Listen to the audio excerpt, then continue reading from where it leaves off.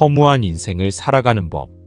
어차피 살아야 한다면 도대체 어떻게 살아야 하는가의 질문을 안고 아주 기본으로 돌아가서 저 스스로에게 물었습니다. 은미야, 너는 뭘 할 때 행복하니? 며칠을 고민하고서 공감할 때 가장 행복해. 라는 대답을 얻었습니다. 그리고 다시 물었지요. 그럼 너는 어떤 방식으로 공감하면서 인생을 살아갈래? 이 질문에 막혀서 또 시간이 흘러갔습니다. 명쾌한 답을 얻을 수 없었던 저는 배운 게 도둑질이라고 도서관을 가는 것밖에 할 수 있는 게 없었습니다.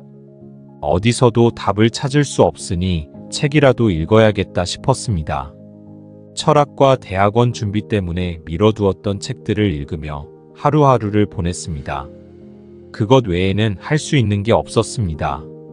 국립중앙도서관에는 책이 많았습니다. 인도 철학책도 읽고 불교 철학책도 읽으며 시간을 보냈지요. 그러다가 제가 좋아하는 헤르만 헤세의 수필집 사랑할 수 있는 사람은 행복하다를 만나게 되었습니다.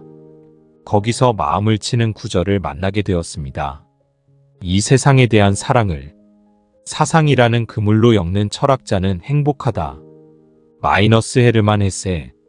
그렇지, 내가 이 행복을 원해서 철학을 하고 싶었던 거였구나 하는 느낌이 왔습니다.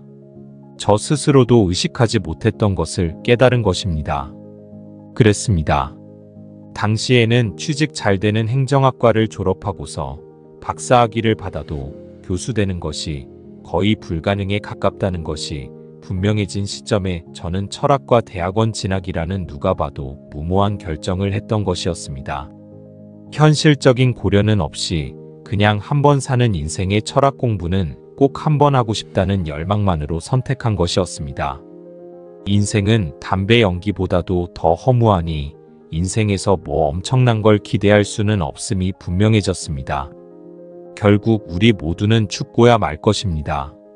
그렇지만 그렇다고 해도 어차피 태어난 인생이고 죽을 수 없으니 그 인생에 충실해보는 것도 나쁘지는 않다고 생각했습니다. 그리고 이 방법 외에 다른 뾰족한 수도 없는 것이기는 했습니다. 인생이 허무하다고 해서 인생을 내팽겨쳐봐야 더 큰 고통만 느낄 뿐일 테니까 말입니다. 인생이 담배 연기보다 허무하지만 그 담배 연기에 충실해보기로 했습니다.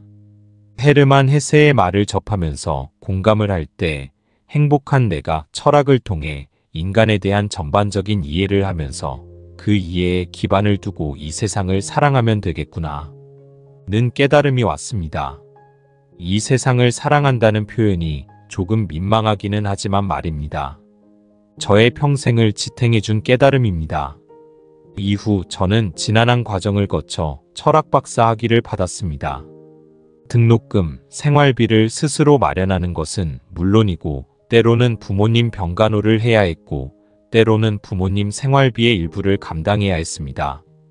어려운 길이었지만 그 길을 버틸 수 있었던 것은 내가 왜 사는지가 분명했기 때문이었습니다.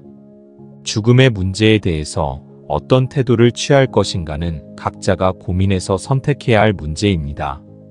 저의 경우에는 살아간다 죽어간다라는 무거운 진실로부터 회피하지 않을 수 있게 되면서 점점 마음을 들여다볼 수 있게 되었습니다. 회피하는 마음을 가라앉히니 마음이 나 자신을 속이려 드는 것을 조금 더 예민하게 파악할 수 있게 된 것이었습니다. 마음은 항상 정확합니다. 부적절한 마음이란 없습니다. 마음이 그렇게 되는 데는 이유가 있습니다. 마음이 왜 그렇게 되는가를 내가 모른다고 해서 마음이 그렇게 되는 이유가 없는 것은 아닙니다. 마음이 그렇게 되는 이유를 의식적인 차원과 무의식적 차원에서 살펴볼 줄 알아야 합니다. 그것이 바로 마음을 들여다보는 것입니다. 마음은 논리, 심리, 무의식의 차원에서 살펴볼 수 있습니다.